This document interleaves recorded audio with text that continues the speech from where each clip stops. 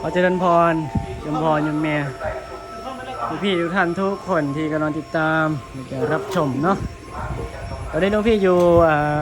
อำเภอเมืองหลวงพระบางหรือว่าอยู่ในเมืองหลวงพระบางเนาะตอนนี้จะอยู่ในขณะที่กำลังเกี่ยมงานเนาะเกี่ยมงานเกี่ยมตัวเพราะว่ามื้ออื่นนี่จะมี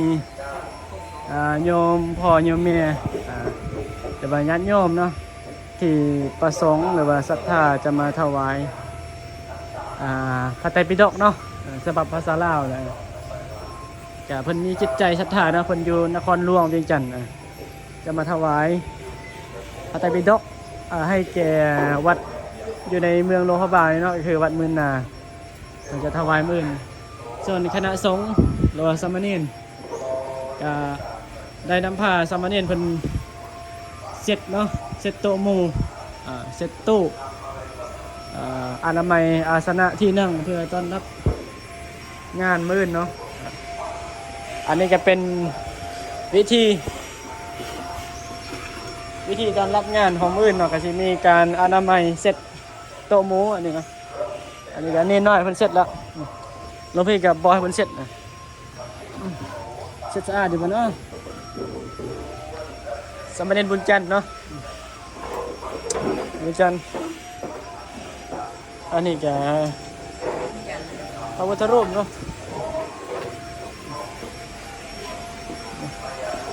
อันนี้คือหลวงพี่ยศ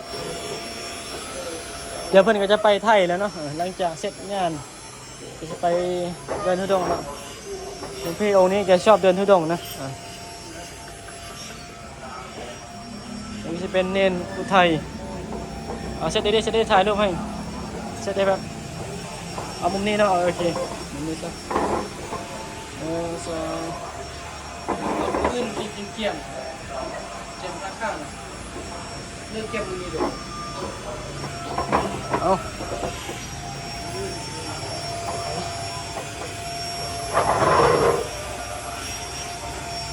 เลยบุญจันทร์กำลังเซตดอกบัวทองเนาะดอกบัวค่ำกันว่ากันไปสามเณรที่ดีเด่นประจำปีของวัดมื่นนาเนาะนอนเด็กตื่นเศร้าพ่อแม่เนาะนอนเด็กตื่นสวยเอาเยอะเนาะตื่นเศร้าอยู่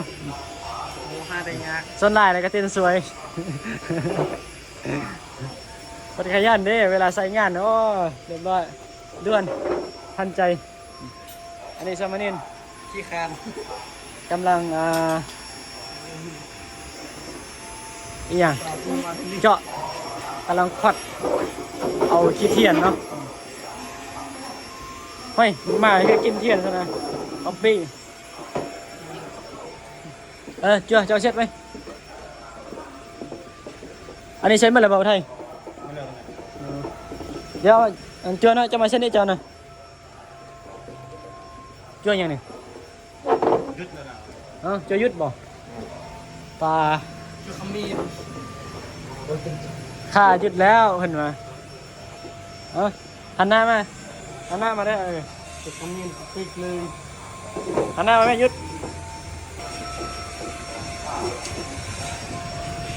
ตอนนี้จะเตือนโอ้ตาย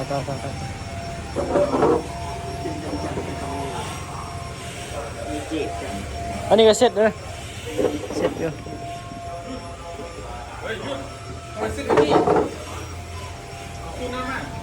อันนี้ก็ตู้บริจาคเนาะตาได้เสร็จเพราะว่ามันมีขี้ฝุ่นเนาะขี้ฝุ่นเจ้ามาได้ใส่หูที่จริงนะเดือนหนึ่งเสร็จทีหนึ่งพอดีโต๊ะหมู่นะ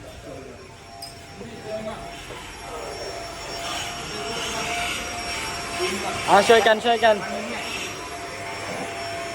อันนี้ก็จะเป็นสามเณรหน่อยเนาะสามเณรโคราชบ่สามเณรโคราชเจอยุดบ่นี่แก้วได้นะได้สิได้บ่แกมาเซตข้างในกันเซตแทงลงลุ่มเอานั้นบิดใส่ได้ติหม่งเดี๋ยวนี้ใช่ มันบ่เดินนะติ ช่วงหมู่5นาที อ๋อ มันนะครับ เนี่ย เดี๋ยวนี้จังหมู่ นะ ช่วงหมู่10นาที นี่คือพระพุทธรูปเนาะประธานในอุโบสถ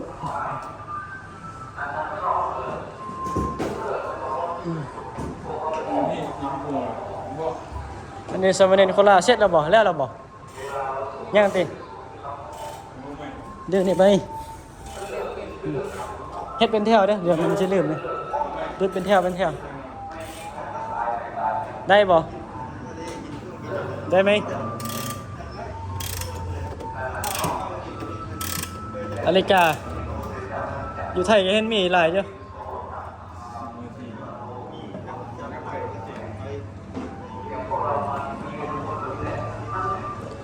สมณเณรโคราช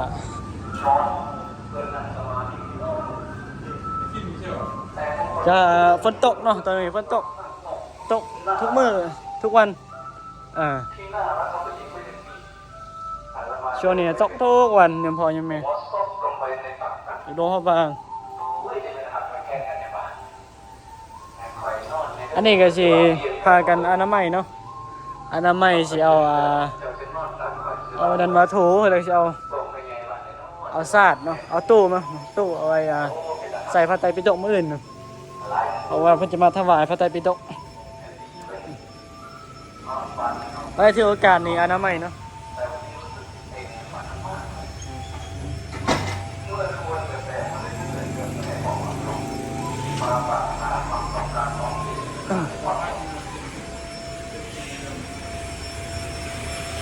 อนามัย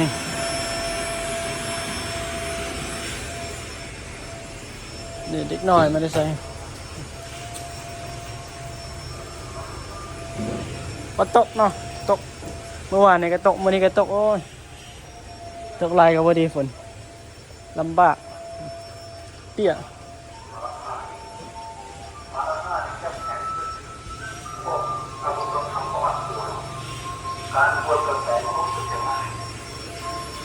จะได้ตู้นะเขาได้อยากให้จั่วเนี่ยเอาไม้ปัดฝุ่นมาปัดยางมุมนะมันเต็มเลยครับหรือว่าไม่ขวดก็ได้นะ แค่จะไปดูว่า แล้วเรื่องตู้มาไว้นี่ก่อนเราจัดโต๊ะมันจะวางตุ้มอยู่นี่จัดเลยแล้วก็ทำให้มันดี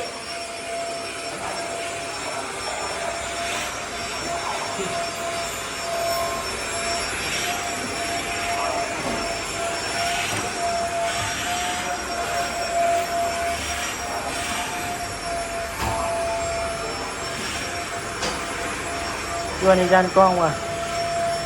ได้รูปแล้วเล่นนี่ปินหน้าจะจันเลยสาธุโอ้อนุโมทนาสาธุเกิดศาสนาคอยขอให้มีรูปร่างผิวพรรณวรรณะที่พองใสคือเหมือนดังพระพุทธรูปเนาะพระพุทธเจ้าสะอาดสะอ้างคือจิตคือใจศาสนาก็จะได้เป็นพระเอกจะว่ากันไปเนาะอาจจะได้เป็นพระพุทธเจ้ากับโบหูจะขึ้นกับความปรารถนาความมุ่งมั่นของเพิ่นเล่นน้อยเนาะเอาหยอกเพิ่นพอเสร็จอะไรเห็นมีไว้เห็นอะไรแมงมุม อันนี้ยัง ในแมงมุมบริเช็ดเลยบ่ ยังอันนี้ยังเสร็จอยู่ก่อน เอาเสร็จดีตั้งใจเสร็จได้บุญหลายมื้อนี้นะเพิ่นพาเฮ็ดคนส่วนนี่บ่ได้บุญบางทีเนี่ยคนเฮ็ดได้บุญบ่เข้าใจบ่คนส่วนเนี่ยมาเฮ็ดความดีอย่าเป็นส่วนมาเฮ็ดโลเลเนี่ยบ่แม่นส่วนไปทุกข์นะมันก็บ่ได้ทุกข์ปานนั้นดอกจันเอ้ยเข้าใจได้ไหมเห็นก็คือยินนี่เนาะจันก็คือจันนั่นแหละเนาะ เครื่องแม่นั่นเลย อันนี้คือเพิ่นเอามาจากมันเป็นเสี้ยงนี้เสี้ยง สภาพนี้ทัญญาเนี่ยอ๋ออันนี้อยู่ไทยนี่เขานิยมใส่อยู่อย่างพ่ออย่างแม่ก็คือแมง เรื่องตู้มือ เรื่องพี่ไม่รู้ภาษาลาวนะเขาเรียกยังไง ไทยว่ายัง กับภาษาไทยนี่เขาเรียกว่าเดี๋ยวให้ยมแม่ยมพ่อเพิ่นคอมเมนต์มาเนาะ อันนี้คือแมงวือบ่ เอามาให้แอปเข้าแดงกัน ไรไม่เห็นเพิ่นจะมาสั้นใส่สลักให้มันยาวไปนะอับเข้านะ ทรมานสัตว์ แมงวี่อุ้ย อ่าน่าจะนะแมงวี่ จ้ะ พออยู่ไทยนี่เขานิยมเฮ็ดเขาเฮ็ดคันมักเบ่งกันนะไปถวายอันแบบคนสำคัญนะแบบพระผู้ใหญ่นี่ใช่ไหมมันงามดิบ่เป็นหยังมันห้ายากเดิจัน ต้องห่างอยู่ในป่า แม่นเขาซื้อเอาเด้เขาก็สิได้ตัวหนึงโอ้ย คือแกละเรื่องแจ้ง แมงเรืองแสงเนาะแมงเรืองแสงอันนี้ก็เสร็จเรียบร้อยแล้วคือมีขี้ฝุ่นอยู่ใช่ไหมโต๊ะหมูกับลวดลายก็จะประมาณนี้เนาะ เอาตัวไปใส่ อ๋อ เอาตัวไปใส่ทางหน้าครับ เอาสั้น แล้วก็เดี๋ยวนี้เราไปเอา ล้างก่อนมีนะครับปั่นล้างตาม บ่ได้ถูกบ่ทางนี้นะ เขาถูกกับจุดเพื่อนเก้าเลยครับ พอเลี้ยว เปลี่ยนเลย เก้าแล้วครับมาทุกมือเดี๋ยวเกี่ยวกับเส้นมือ ดูดแต่ข้างในก็ดีละดูดมันสะอาดก็พอละ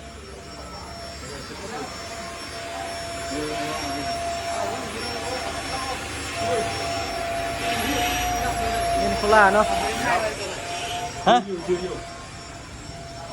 ได้แล้วมัน เสร็จอันนี้เสร็จแล้วบ่ เสร็จแล้ว เอาคือมีกระดูกใช่ไหม แหม กระดูกผู้ใด ของทะเล ของทะเลอ๋อเขาไว้เสียบตรงไม้ดิ แหม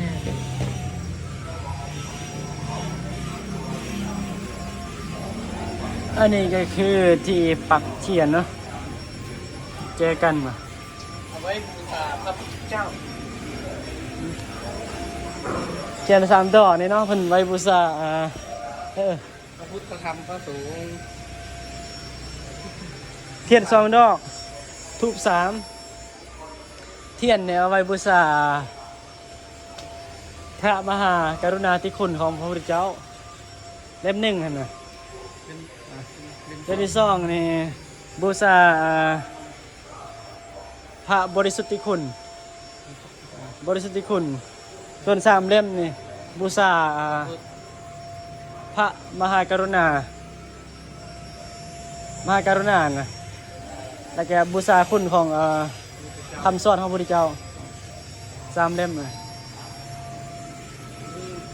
แต่ว่าความหมายนี่จะประมาณนี้เนาะยังพอยังมีประมาณนี้บูชาเกี่ยวกับคุณมหากรุณาธิคุณของคุณของพระพุทธเจ้าแล้วก็บูชาพระกรุณาแล้วก็เมตตาเนาะแล้วก็คุณมหากรุณาธิคุณมหาเมตตามหาบริสุทธิคุณเพราะว่าคำสอนของพระพุทธเจ้าเนี่ยเป็นของที่บริสุทธิ์นะก็เลยเอามาบูชาประมาณนี้ความเป็นไปเป็นมาของธูปเทียนเนี่ย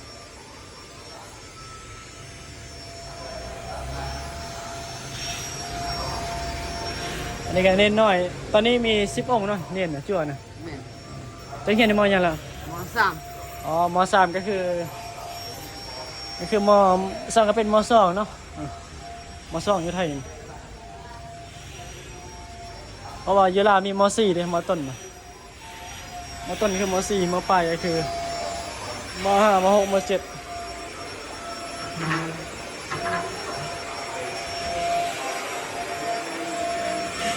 ศรัทธา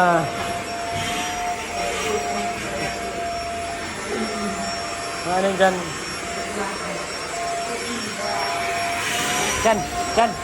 เปลี่ยนเราได้ไหมเราเมื่อยเปลี่ยนเราเนี่ยจะเสร็จแล้วหรือเปล่าว่าอันอยูนอกเสร็จแล้วบ่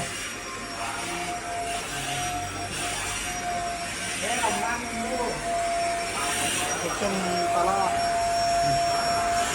อ๋อเสร็จ อาหารกัน จะได้บุญนำกันสาธุสามเณรจันทร์โอ้ยได้บุญหลายเลย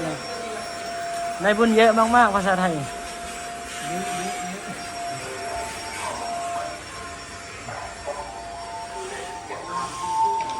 ต่พอมาถึงขั้นนี้สกิทาคามมาสู่โลก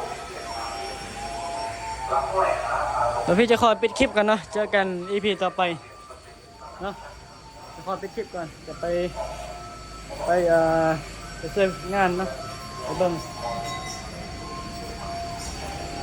เดี๋ยวจะขอปิดคลิปไปเพียงสำนี้เจอกัน EP ต่อไป